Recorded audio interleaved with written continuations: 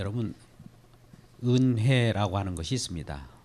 은혜는 우리 인간이 만들어내는 것이 아니고 어떤 분에 의해서 완전히 이루어진 내용들을 우리에게 선물로 주어졌을 때 은혜라고 합니다.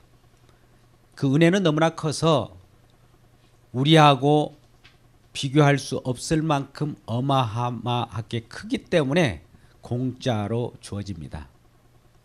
공짜로 주어지기 때문에 우리는 너무나 그것이 생소해서 받아들이지를 않습니다. 뭐 이런 일이 있을까? 세상에 이런 일이, 세상에 일어나지 않는 일들이 일어났다는 것이죠. 그럴 때 우리는 어안이 벙벙하다는 말을 합니다. 그게 바로 하나님의 이루신 일이고 하나님의 은혜입니다. 그래서 우리가 받아들이기 힘들고 우리 상식으로 우리 지식으로 그것이 납득하기 힘들기 때문에 배척을 합니다. 우리에게 맞지 않는다는 것이죠. 이해할 수 없다는 거예요. 믿을 수 없다라고 합니다. 오늘 이사야 53장의 말씀은 종의 노래입니다. 종의 사랑의 노래이지요. 이사야 선지자가 예수님 오시기 전에 700여 년 전부터 미리 예언한 내용이에요.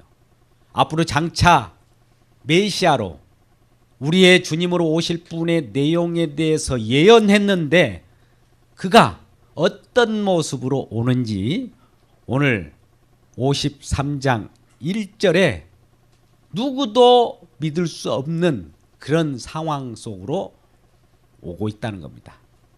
네, 이 어떤 모습으로 오는지 2절, 3절 말씀을 보겠습니다. 다 같이 2절, 3절을 읽겠습니다.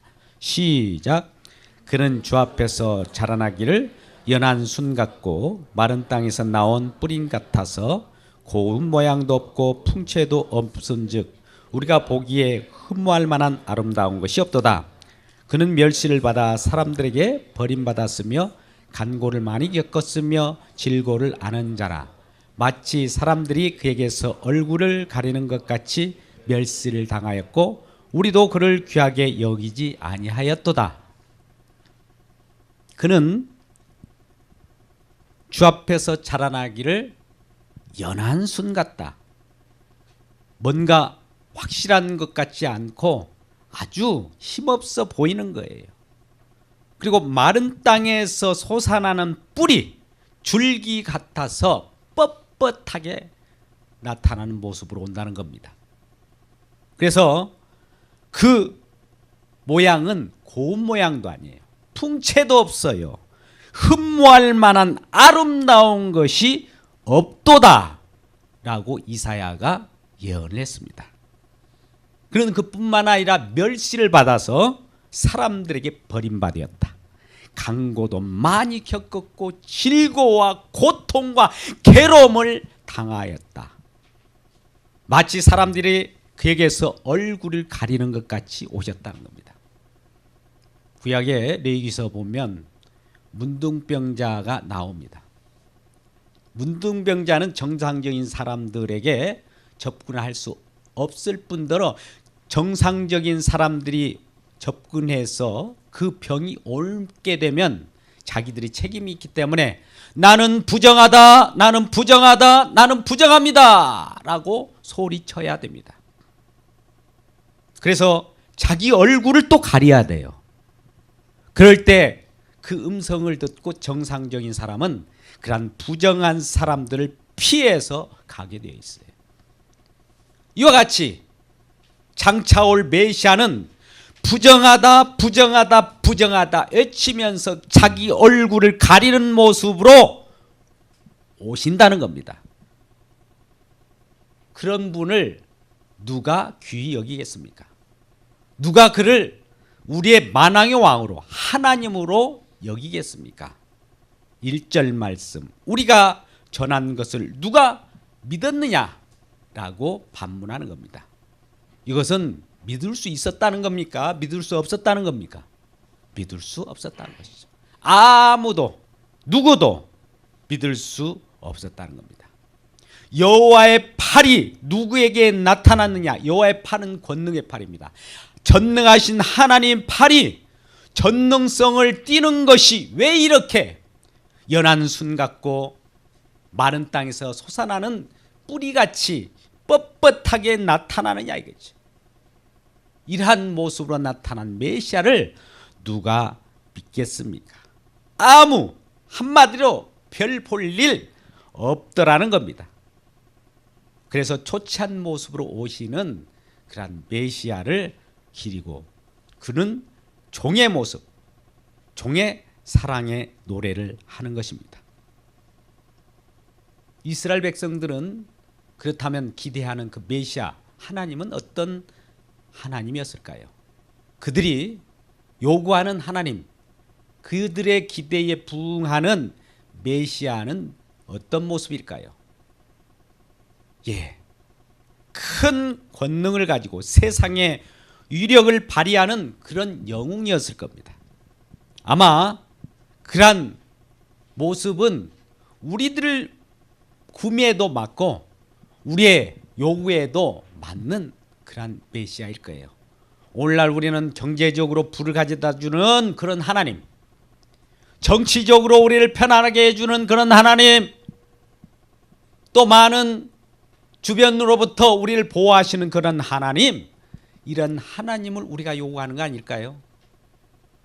그러한 영웅의 하나님, 우리에게 큰 힘을 가져다 주고 나를 도와주고 내가 가는 길에 승승장구하며 더욱더 번창할 수 있는 그런 힘을 가지고 오는 그 하나님을 우리는 기대하지 않습니까? 그런데 웬일일까요? 하나님께서 직접 우리에게 나타나시는 그 권능이 이와 같이 힘이 없고 연한 순 같고 마른 땅에 솟아나는 뿌리와 줄기 같은 이 하나님이 나타나셨으니 누가 이를 인정하고 누가 믿을 수 있겠느냐 이 말입니다. 숨겨진 하나님입니다. 여러분, 하나님은 숨어 들어오시는 하나님이에요. 초췌한 모습으로, 아무도 그 볼 수 없는 모습으로 우리에게 나타납니다. 그래서 발견될 수 없기 때문에 믿을 수 있는 사람이 없다는 거죠. 이스라엘 모든 백성들은 이러한 영웅적 하나님을 기대했기 때문에 이러한 초췌한 모습으로 오는 그 하나님을 배척했습니다. 심지어 조롱했습니다. 멸시했습니다. 마치 문둥병자처럼 취급을 받았던 것입니다. 예수님이 오실 당시에도 마찬가지입니다. 오병이어의 기적을 일으켜서 많은 사람들이 풍족하게 먹고 마시는 것을 주시는 하나님은 나의 하나님, 정말 내가 흡족한 하나님, 나는 이런 하나님을 믿겠습니다. 내 생각에 만들어내는 그 하나님, 그 하나님은 가짜 하나님입니다. 가짜 메시아입니다. 진정한 성경 속에서 우리에게 제시하신 하나님은 이와 같이 흠모할 만한 아름다운 것이 없어요. 우린 예수님의 모습을 그려보면 통상 멋있는 얼굴, 눈이 크고 머리도 아주 금발 머리를 하며 키도 크고 준수한 모습, 이런 모습을 우리는 그리지 않습니까? 근데 사실 이건 우리 생각으로 그려낸 성화예요. 그때 당시 예수님의 모습이 이와 같은 거예요. 볼품이 없었어요. 아무짝에 도움이 되지 못할 것처럼 보이는 그런 초췌한 모습으로 나타났으니 누가 그를 존중히 여겼으며 누가 그를 받아들이겠습니까? 멸시했겠죠. 예수님께서도 이와 같이 오병이어의 기적을 행할 때 병든 자를 고쳐주시고 또 많은 것들을 풍족하게 했을 때에는 많은 사람들이 구름대처럼 몰려들었습니다. 너도 나도 앞다투어서 그 앞에 인정받으려고 몰려들었을 겁니다. 근데 예수님이 이 땅에 오신 목적이 무엇입니까? 장차 그 당시에 어떤 모습으로 오시다고 하는 그 메시아의 모습은 고난과 고초를 당하고 순환을 당하고 마지막에 십자가에서 죽기까지 한다고 하니 죽는 하나님을 누가 믿겠습니까? 십자가에서 허물어지고 아무 힘없이 말없이 죽어가는 그분을 누가 하나님이라고 믿겠냔 말입니다. 그런데 그 속에 하나님의 권능이 들어있다는 겁니다. 하나님이 비밀이 들어있는 거예요. 모두가 기대할 것이 없다고 다 떠나버렸습니다. 예수님의 제자들도 한 사람 한 사람 떠나버렸습니다. 우리도 덩달아 귀히 여기지 않고 떠나가지 않습니까? 오늘날 예수 그리스도를 믿으려고 교회에 나왔고 또 누군가의 복음 증거를 통해서 그래요, 나도 예수 믿어보겠습니다. 막상 교회에 나와보니까 자기에게 유익이 되지 않고 자기의 소원은 들어주지 않고 아무리 철야 기도를 해도 하나님이 들어주지 않고 내 삶이 곤고하고 고난에 닥치면 하나님, 나 그런 하나님 믿지 않겠습니다. 하나님 도대체 계시는 겁니까? 따져 묻는 사람이 한둘이 아닙니다. 그러나 하나님은 숨어 계십니다. 분명히 살아 역사하셔서 우리에게 나타나십니다. 조국 대한민국의 70년대 이후에 세계 선교에 아주 획기적인 폭발적인 성장이 일어났습니다. 많은 사람들이 부흥의 역사가 일어났다고 했는데 진정 성경에서 말씀하시는 그 예수, 성경에서 말씀하시는 그 메시아를 전했다면 제대로 전했는지 우리가 생각해 볼 문제입니다. 오늘날 성경 속에서 전하는 그 예수, 진정한 하나님을 전하면 많은 사람들이 떠나갑니다. 왜요? 자기 욕구 충족을 시켜주지 않는다고, 자기 기도를 들어주지 않는다고 떠나갑니다. 왜 이럴까요? 그것은 바로 본래부터 하나님은 구원자 메시아를 이 땅에 보낸 목적은 하나님의 자기 백성을 찾아오신 거예요. 미리 이 땅에 우리가 육적으로 태어납니다. 창세 전, 이 세상을 창조하기 전에 계획된 대로 이 땅에는 하나님의 백성들이 살아간다는 겁니다. 그들에게 예수 그리스도의 십자가의 복음을 전하면 알아들을 자가 있고 배척할 자가 있다는 거죠. 마치는 지남철 자석을 들이대면 쇠붙이와 같은 그런 것들은 달라붙고 그러지 않는 것들은 떠나갑니다. 마찬가지. 하나님이 이 세상에 여러 힘들고 어려운 죄악 많은 세상 속에 예수 그리스도라고 하는 지남철을 보내셔서 그 지남철로 말미암아 달라붙는 자들을 천국 백성이라고 끌어당겨서 그들과 더불어서 하늘 세계로 향할 것입니다. 그 백성을 찾아오시기 위하여 예수 그리스도를 이 땅에 보내셨고 하나님 백성을 구별하여 선별하기 위하여 보내신 겁니다. 그래서 예수는 자기 백성을 어려움 가운데 죄악 가운데서 건질 자라는 이름을 가지고 있는 거예요. 죄악 가운데서 어둠 가운데서 건지는 그 목적으로 예수님이 이 땅에 오셨다는 것입니다. 그러면 예수님께서 왜 이런 모습으로 오시는 걸까요? 무엇 때문에, 왜 초췌한 모습, 초라한 모습으로 와야 할까요? 그 부분은 4절, 5절, 6절 말씀입니다. 같이 읽겠습니다. 4절, 5절, 6절 말씀을 같이 읽겠습니다. 시작. 그는 실로 우리의 질고를 지고 우리의 슬픔을 당할거늘 우리는 생각하기를 그는 징벌을 받아 하나님께 맞으며 고난을 당한다 하였노라. 그가 찔림은 우리의 허물 때문이요 그가 상함은 우리의 죄악 때문이라. 그가 징계를 받음으로 우리는 평화를 누리고 그가 채찍에 맞음으로 우리는 나음을 받았도다. 우리는 다양 같아서 그릇 행하여 각기 제 길로 갔거늘 여호와께서는 우리 모두의 죄악을 그에게 담당시키셨도다. 네, 4절 말씀 보니까 우리의 질고를 지고 우리의 슬픔을 당하기 위하여 그런 모습을 하고 오셨다는 겁니다. 내가 당하여야 할 질고, 내가 당하여야 할 슬픔을 대신 그가 짊어지기 위하여 그러한 모습으로 오셨다는 거예요. 그리고 그러한 모습으로 지고 있는 것입니다. 5절 말씀, 그가 찔림으로 우리가 나음을 얻고 그가 상함으로 우리가 평화를 누린다는 그런 말씀으로 대신 고난받는 모습을 보여주고 있습니다.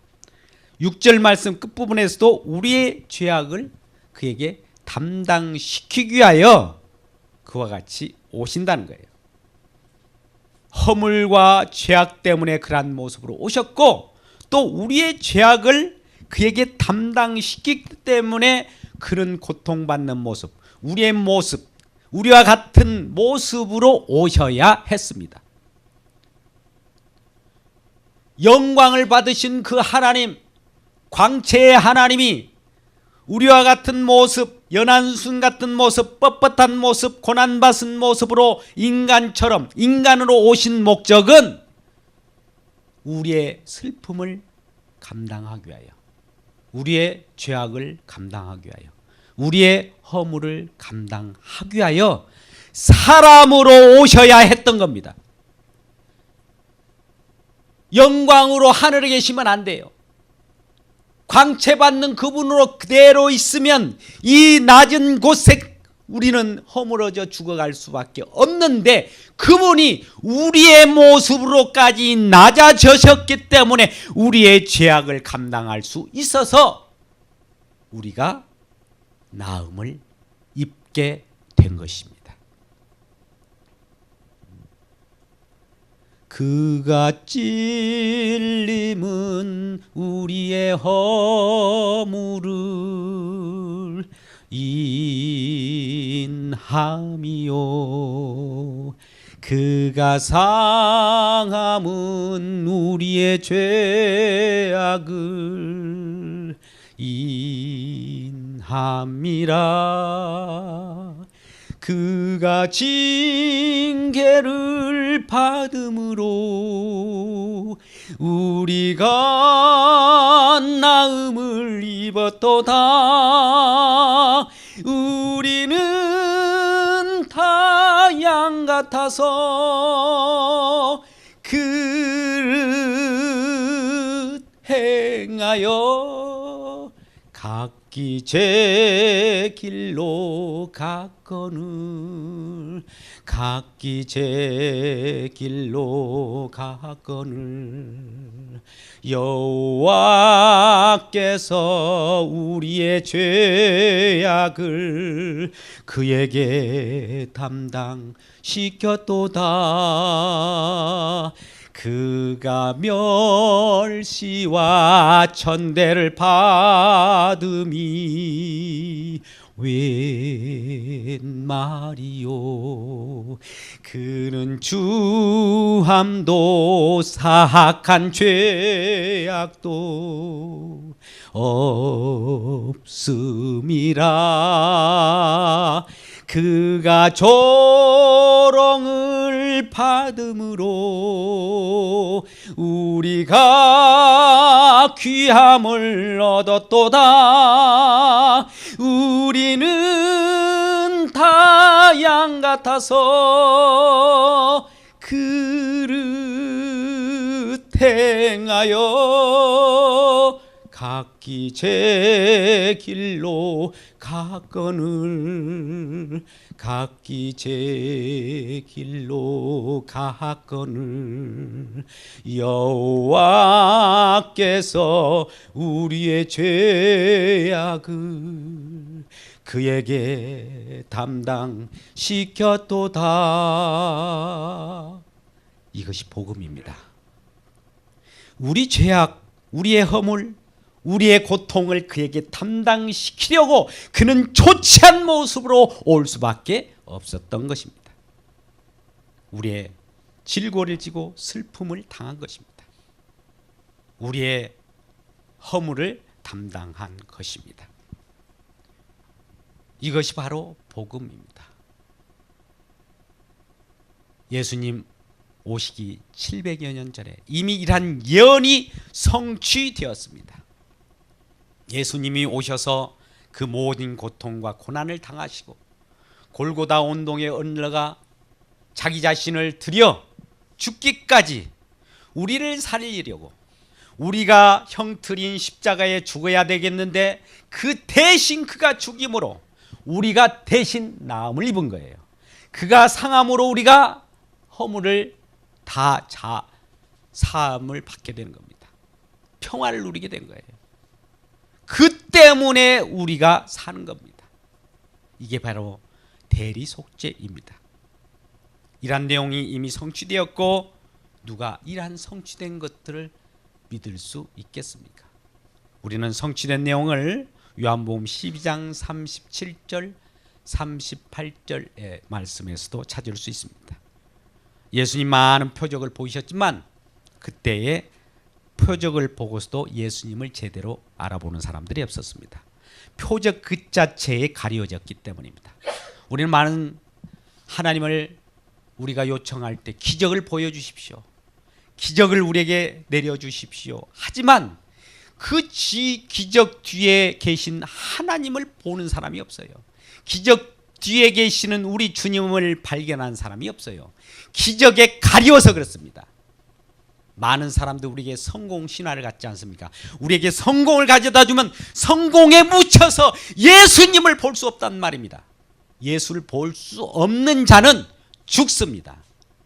여러분 앞에 걸림돌로 되어 있는 그 기적이 무엇입니까? 요한복음 12장 37절 38절에도 그 표적을 보았기에 표적을 보고서도 표적 뒤에 계신 주님이 보이지 않는 어리석은 자들이 저와 여러분이 아닙니까? 바로 이사야 53장 1절 누가 믿었느냐? 이 말씀이 성취되는 현장이에요. 예수님이 오심으로 성취되었어요. 뿐만 아니라 우리는 로마서 10장 16절에 복음을 증거했는데 그것을 받아들이고 또 믿는 자, 순종하는 자가 별로 없었다는 거예요. 전파하는 자가 없이 누가 그 말씀을 들을 수 있겠습니까? 많은 복음을 들고 전파해 나갑니다. 아름다운 발이여라고 하는 그 아름다운 시적인 구절을 전하는 자들에게 표현하고 있습니다만 그것을 막상 전하고 보니 누가 그것을 받아들인 사람이 있었냐는 거예요. 순종치 아니하였다는 겁니다. 믿음은 들음에서 나고 들음은 그리스도 예수의 말씀으로 말미암았다고 했는데 그 말씀을 제대로 듣고 말씀을 받아들인 사람은 거의 없다라는 거예요. 오늘날도 마찬가지입니다. 목놓아 터져라 외쳐도 그 말씀은 나와 상관없고 나에게 유익을 주는 말씀을 주세요. 기적을 보여주세요. 예, 하나님을 보여달라고 하지 않고 기적만을 노리는 저와 여러분 아닙니까? 이게 바로 예수님을 볼 수 없는 그 믿을 수 없는 걸림돌입니다. 이 말씀의 성취의 내용도 사도행전 8장 32절 33절에도 나옵니다. 에디오피아 여왕의 내시가 길을 가다가 예루살렘에 예배를 하러 왔다가 자기 나라로 돌아가는 길에 성령에 취한 빌립이 그 내시에게 달려가라고 합니다. 달려가서 왜 달려가라고 하는지는 모르고 성령에 이끌려 가보니 에디오피아 여왕 내시가 어떤 성경 말씀을 읽고 있는 거예요. 그 성경의 구절이 무엇인가 봤더니 오늘 이사야서 53장을 읽고 있는 거예요. 그래서 빌립이 들어가서 술에 타서 올라타면서 물어보니 그 말씀을 깨닫느냐 물어보니까 누가 지도하는 사람이 없기에 나는 깨닫지 못한다. 그냥 말씀만 이렇게 보고 있는 거예요. 저와 여러분이 성경 말씀을 오늘날 보고 또 외우고 이걸 익힌다고 할지라도 그 속에서 발견되어야 될 분이 계십니다. 그분이 바로 예수님이셔요. 예수 그리스도를 발견한 저와 여러분 되시기를 주님의 이름으로 축복합니다. 그래서 빌립이 성령에 끌려서 그 말씀을 풀어줄 때에 이 내시가 이사야 말씀이 장차 결과적으로 오신다고 하는 그 예언대로 오신 예수님이라는 것을 알고 즉시로 세례를 받게 됩니다. 세례를 받음으로 그가 예수를 믿고 그 나라에 들어가게 된 거예요. 이방이란 내시들도 예수를 받아들였습니다. 그런데 말씀을 쥐고 있었던 그때의 바리새인과 이스라엘 백성들은 이란 하나님을 받아들이지 않고 예수를 믿지 않았던 것입니다. 그들이 믿는 하나님은 이러한 초췌한 모습으로 오는 하나님이 아니라 영으로 오는 그러한 정치적, 경제적, 군사적 영웅 호골로 오는 그 메시아를 기다렸던 것입니다. 지금도 그들은 예수를 믿지 않습니다. 지금도 그러한 영웅 호골로 오는 메시아를 지금 기다리고 있어요. 아직도 그들은 예수를 알지 못합니다. 얼마나 불쌍합니까? 얼마나 그들이 믿을 수 있겠습니까? 우리는 하나님께서 이렇게 하시는 것은 예수님으로 하여금 대신 어떤 일을 행하게 하시고 우리로 하여금 할 수 없는 그 길을 그 일이 그분을 하심으로 말미암아 우리가 하신 일처럼 여겨주시기 위하여 그가 이러한 모습으로 나타나는 겁니다. 여러분, 하나님은 우리에게 거창한 모습으로 나타나지 않습니다. 지혜 있는 자들이 알아보지 못하도록 어리석은 모습으로 옵니다. 누구도 발견되지 못하는 모습으로 오지만 그래도 하나님의 성령에 눈뜬 자들은 그분이 십자가에 조롱받아 돌아가시고 죽지만 그분이 장차 부활하셔서 이 세상을 정복하고 만왕의 왕으로 등극하실 그 전능하신 하나님이심을 알아본다는 겁니다. 이러한 전능하신 하나님을 알아보고 그를 맞이하는 저와 여러분 되시기를 주님의 이름으로 축복합니다.